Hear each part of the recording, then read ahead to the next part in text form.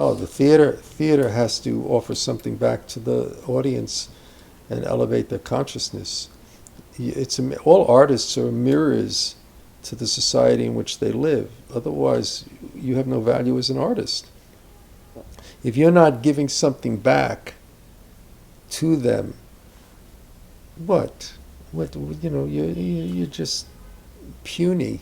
That's all you are. I don't care how well known you are.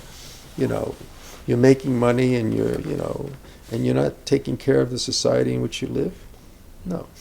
You can show me, you can take me into hell. You can show me films about sex, drugs, and rock and roll. I don't mind. Or theater about promiscuity and all the rest of it.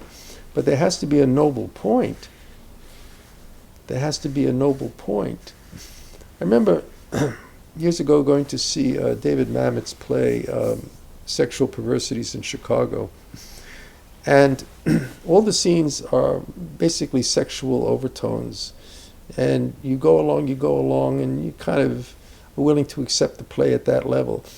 But the last scene in the play, where the guy is on the beach and the young guy is there with him, and the older guy who's completely obsessed with sex, because it is about a preoccupation with sex.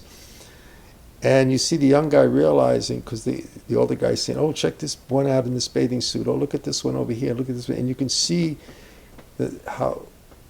what a maniac he's become, totally obsessed with sex. And I think Mamet's attempt is to show the futility of the preoccupation with sex, drugs, and rock and roll. I question the way he did it, but nevertheless, I felt that it was an attempt to show the audience that a preoccupation with pleasure per se is so shallow, so incredibly shallow. It doesn't. It spirals down into darkness, and everyone who goes that way feels there's got to be something more. And there is light, but you have to be very tenacious. I remember Mr. Barkov was once asked, "What is talent?" And he said, "Talent is tenacity." Very nice, very simple.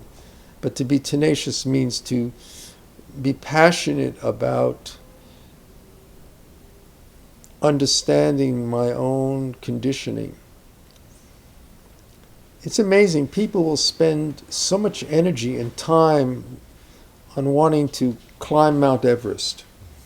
They'll commit themselves, train mountain climbing and rock climbing, and they'll put in so much energy and time to climb to the top of Mount Everest. But will they take that much time to climb the inner mountain? No. And that's much more challenging than to climb Mount Everest. I'm conditioned. I'm conditioned that way.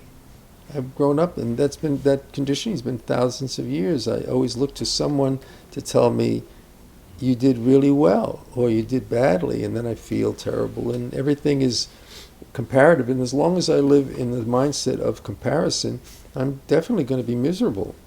I may have moments where I think I'm succeeding, but then the other side of the coin has to come along with it.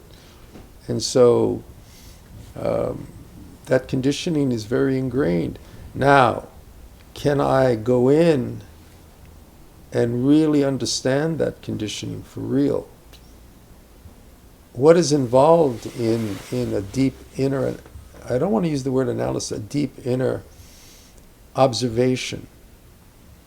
Because nobody can tell me.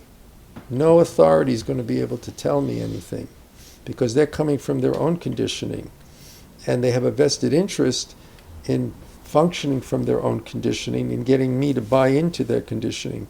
And they may be very facile, verbally, and I may get kind of Svengali'd into it, but I've got to do it myself. That doesn't mean that there aren't people that somehow ignite something in me.